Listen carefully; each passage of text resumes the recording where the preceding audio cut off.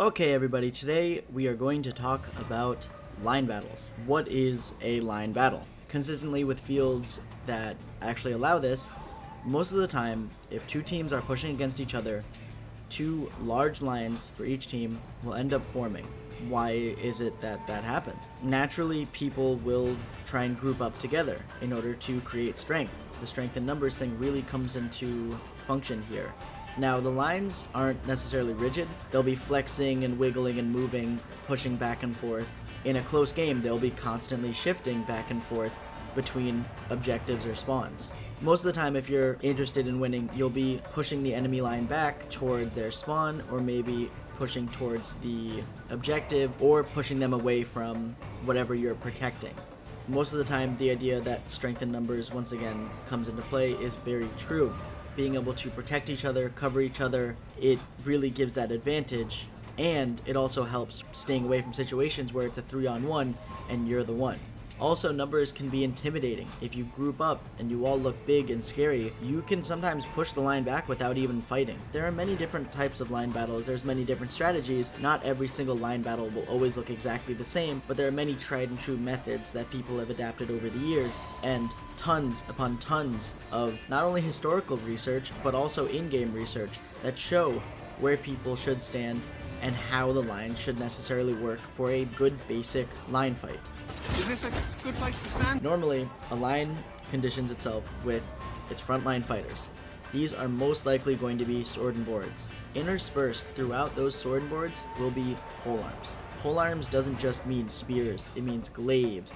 It means anything that's probably longer than 6 feet. So 6 feet and up, you will get interspersed within the sword and boards. Archers usually will stand maybe 2-3 feet back behind the front line, and skirmishers, so people with, Florentine, maybe small reds, or maybe even big reds that need a little bit more room to swing, will take the edges.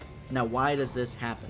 Polearms are undeniably vulnerable against one huge thing besides other polearms: projectiles. So if you are a polearm and you are completely decked out, you've got your spear, you've got all this plate, you've got a back shield, someone pops you right in the chest, you are still dead. In order to stop that from happening, the sword and boards come into play. Polearms will usually nest themselves between boards so they can get that extra coverage. Archers themselves most of the time are most vulnerable to being rushed, and usually it's by a sword and board.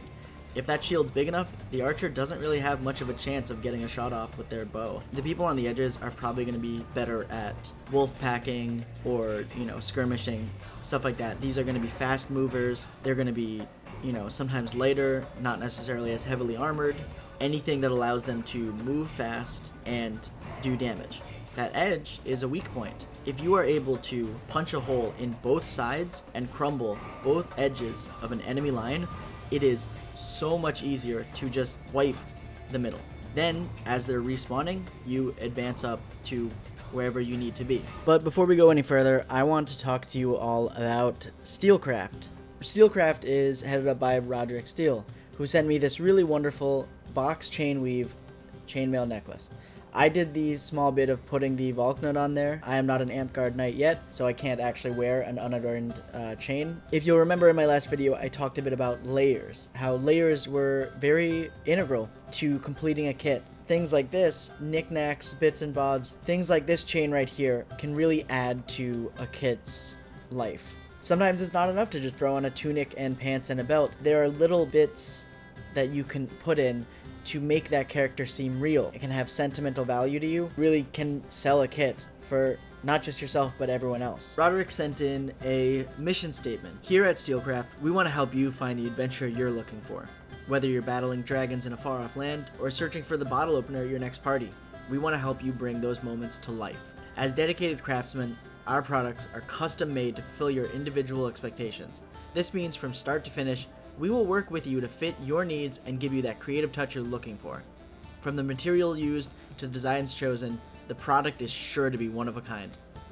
Using our knowledge of wood, metal, and leather crafting, fantasy, history, and science fiction, we are confident in our ability to create or recreate almost anything you could possibly imagine. From large and small furniture, home decor, costumes, and camping equipment, we have the tools to give your adventurous life the creative touch it deserves. Steelcraft, life made custom. To Roderick from Steelcraft, I want to thank you so much for the opportunity to talk about Steelcraft, and you most likely will hear from me in the near future.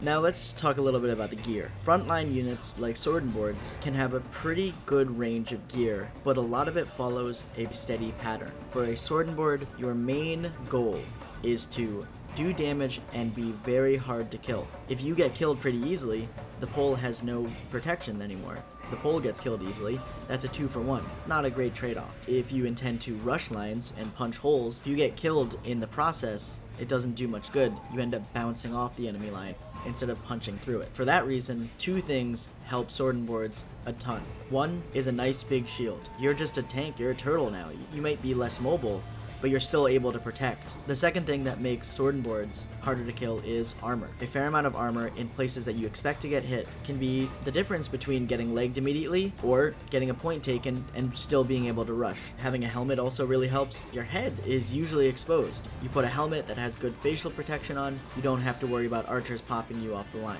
Let's talk about poles. Pole arms usually will have two different options: spears and glaives. Spears are pretty good at punching holes and sniping. If someone has armor and you have a glaive, if you two-hand swing it, it's going straight through the armor. If you get a kill shot, they're dead. Glaive heads can sometimes make things a little bit heavier, especially when you're on the band shop end of things. A lot of poles love having shields next to them. They will go the extra mile to put a board on themselves. That makes them somewhat of a hybrid. Now let's talk about skirmishers. For the sake of this, I'm just going to lump archers in with skirmishers. What a skirmisher's job is usually dealing damage and being a fast mover. Some skirmishers will actually use sword and board.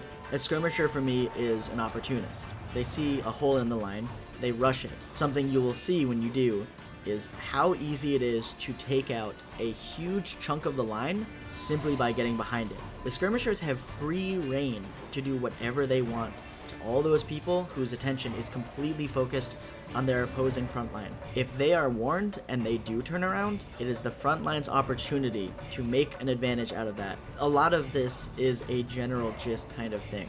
This is not a playbook of how to win every single line fight, because every single line fight will be dynamic. Being able to adapt to your situation and create opportunities in any kind of fight is really one of the biggest takeaways you can take from this. If you're a skirmisher, create and take opportunities. Polearms, take out other polearms or break those shields. Buddy up with a sword and board that's got a nice big shield for you to hide behind. If you're a sword and board, protect your friends. If you see holes, rush that line. Coordinate. Make sure that everyone is on the same page. Do your best to keep everyone alive. Do your best to stay alive. If you're an archer, just stay away from me. I don't want to get shot, okay?